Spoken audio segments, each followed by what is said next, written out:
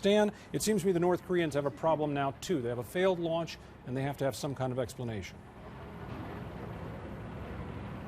And in the eyes of the international media as well, Tom, they brought us here to see this moment. In the end, they didn't even tell us it was going to happen. And now, of course, we're hearing this news that it has indeed failed. And what an embarrassment in the year that they celebrate the centenary of the birth of the founding father of the country, Kim Il-sung. Failure was not an option here. I put that to one of them, the officials, the other day, and they said to me, this is not just only about science. This has been decreed by the dear leader, Kim Jong-il himself. So there was the leadership's authority was on the line with this launch. Now, we've asked some of the officials around here for some comment immediately. Our government minders were denying they even knew about the launch. We are hearing there'll be some form of official statement coming in the upcoming minutes. But of course, this was not in the plan, was it? To have this go so badly when they brought the media here, it was meant to be a showpiece moment, a moment they were going to tell the world that they were a powerful and prosperous nation. What we have is a nation that has once again failed and is now facing severe consequences from the rest of the world. Tom?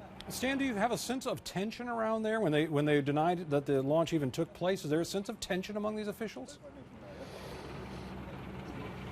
Absolute flurry of activity. There were officials sitting directly across from me in the media centre that they'd set up here. They were surrounded by a crush of cameras, firing questions at them, and they were just trying to bat those questions away. There were people scurrying about left and forth. There was obviously a sense that something had happened here, and now, of course, we're learning that that something was the failure of the rocket itself. When they took us out there the other day and they showed us around the rocket, they were so proud of that site. They were saying that this was something that they could stake the reputation of the country on. And it wasn't just about putting a satellite into orbit. There was another message here, that they have the technology to be able to fire a missile as well, that they're able to defend themselves. This is not just also a message to the international community, Tom. It matters what they now tell their own people. The legitimacy of the government here rests on the power that they present to their own people, the ability to rule with an iron grip and say to the people that they are a powerful nation in their own right. How they're going to spin this, we're yet to see, Tom. I'm sure we're going to lose your satellite signal in just a moment, Stan, but I'm guessing that you're also expecting that you and the others will soon be hustled out of that country, don't you expect?